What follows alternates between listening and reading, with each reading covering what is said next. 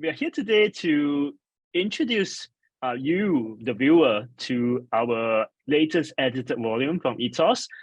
It's called Not Without Us, Perspectives on Inclusion and Disability in Singapore. So my name, perhaps just to start off by introducing ourselves, my name is Victor Zhuang. I'm a Fung Fellow with Princeton University now, as well as an international postdoc scholar with the Weekenry School of Comms and Information at NTU.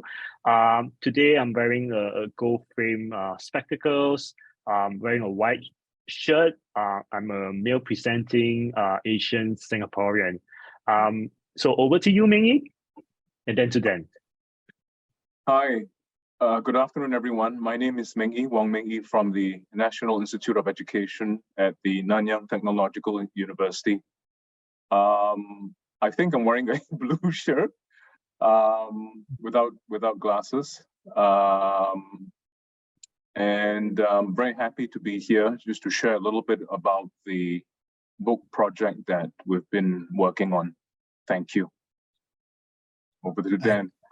Thank you, Mengi. Good afternoon. I'm Dan Goodley. I'm Professor of Disability Studies and Education at the University of Sheffield in the UK. I'm wearing a red and pink woolen sweater because it's November in the UK, and a Baker Boy hat to cut down on the shine of my bald head that will no doubt come down from the lighting in my home office. Great. Thanks, Meng, and thanks to Dan.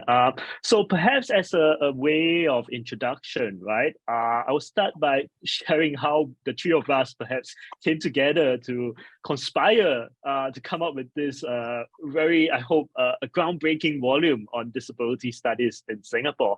I think we have had this very long-standing friendship and relationship going back many years, and we have been always talking about the possibility of, doing something more concrete, writing up a disability studies in Singapore volume.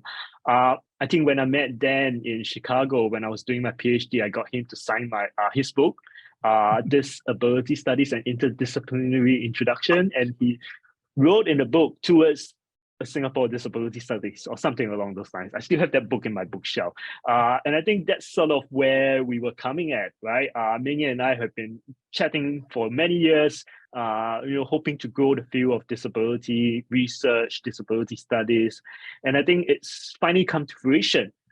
So finally in sometime in March 2020, we decided that we would try to make this a reality, and we went out with an open call, invited participants, and to cut the long story short, we got chapters in, we worked with the chapter contributors to sort of create this volume together, and then we went to Ethos, and Ethos gladly decided to publish it. So that's how it came together, and we're very excited about its upcoming launch.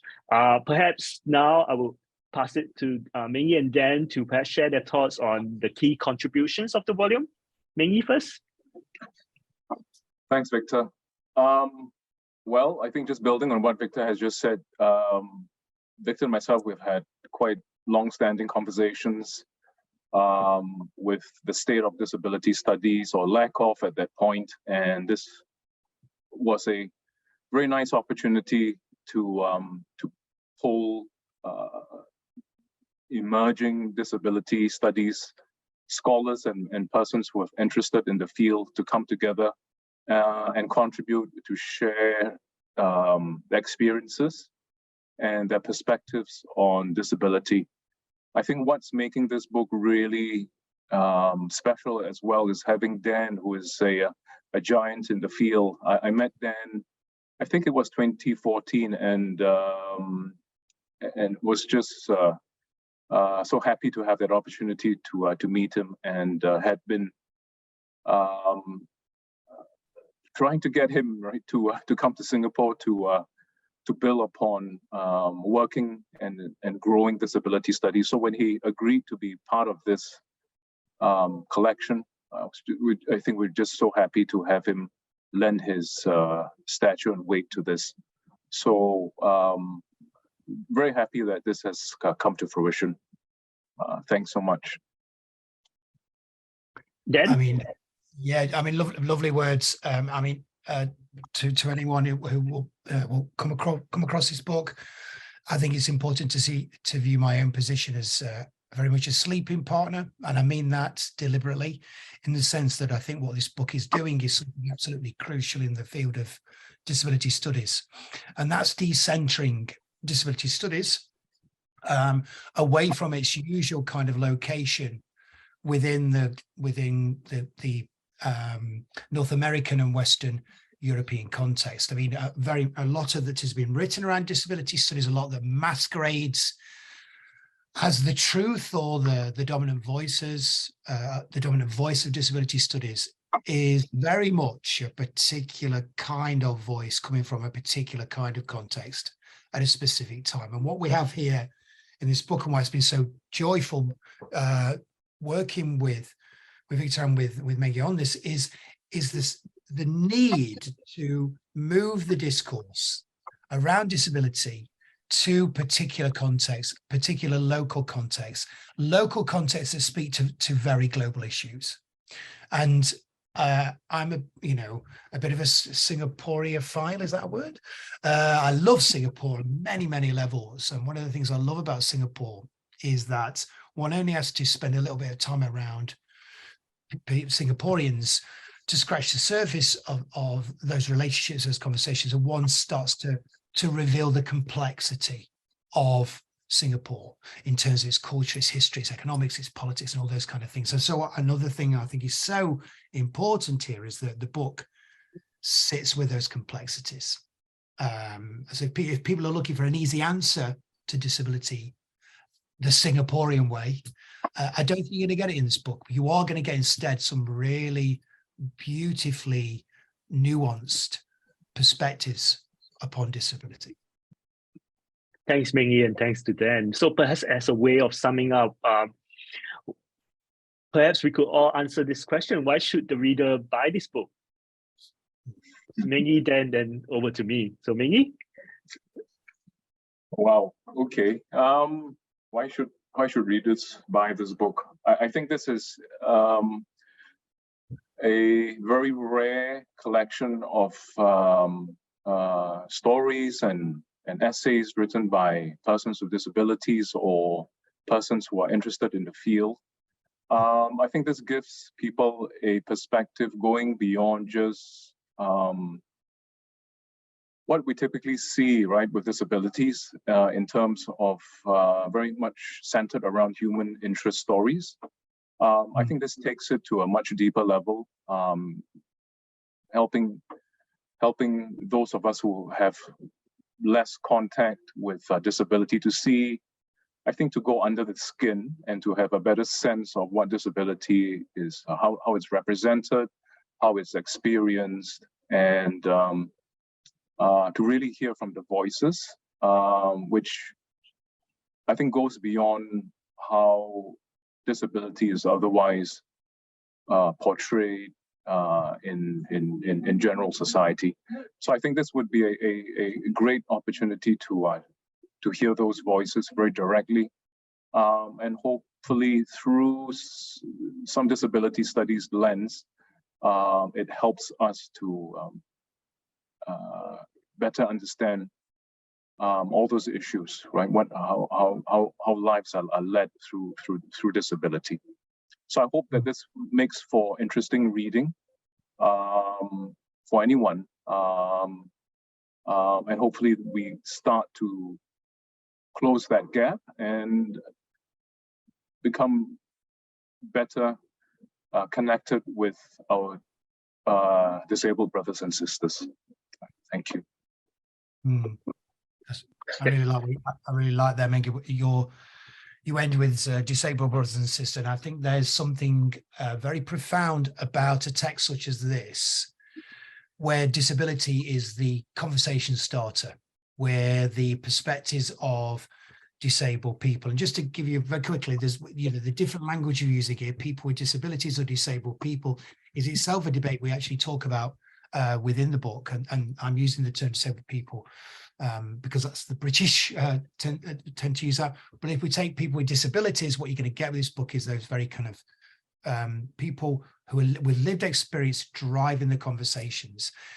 And just the second reason I think you need to get this book is you need to ask yourself, how often do you come across a text where disability is the central concern? Disability is often ignored, or if it's included, it's often included after the event. You know, we've got this building, maybe we should think about access. So this book is very much, I would suggest, a potential shifter of people's perspectives, that we all carry around these ideas that we take for granted. This book will challenge those. Thanks, Dan, and thanks to Meng. I think this is very fruitful kind of insights around what the contribution of the book is and why the reader should buy it. And I think for me, I think one of the key reasons why a reader should buy this book is that, like Meng and Dan has highlighted, it opens up critical ways of thinking around inclusion and the way it is affected in Singapore. I mean, don't get me wrong. I think inclusion is good, but I think, more critical thinking, more discussion, more debate over the future of inclusion is even better. And even better so when we do it in a way that respects disabled people's call for self-representation. And I think that is also one of the key contributions of the book in terms of having disabled people writing about their lived experiences, writing about research, writing about how they see inclusion as it unfolds in Singapore society. But also, we do have non-disabled researchers, non-disabled writers, also writing about disability in ways that are respectful, in ways that highlights how non-disabled researchers can support this push towards disabled people's self-representation. And I think that's key. So for the reader, for the Singaporean public, for the reader elsewhere around the world, I think what we hope collectively, if I may say, as editors, is that this book will enrich your understanding of not only the Singaporean context, but also how disability studies as a global field, as a global phenomenon, to think about, in that sense, where it can go. So that's all I have for me. Any last words, Meng and Dan?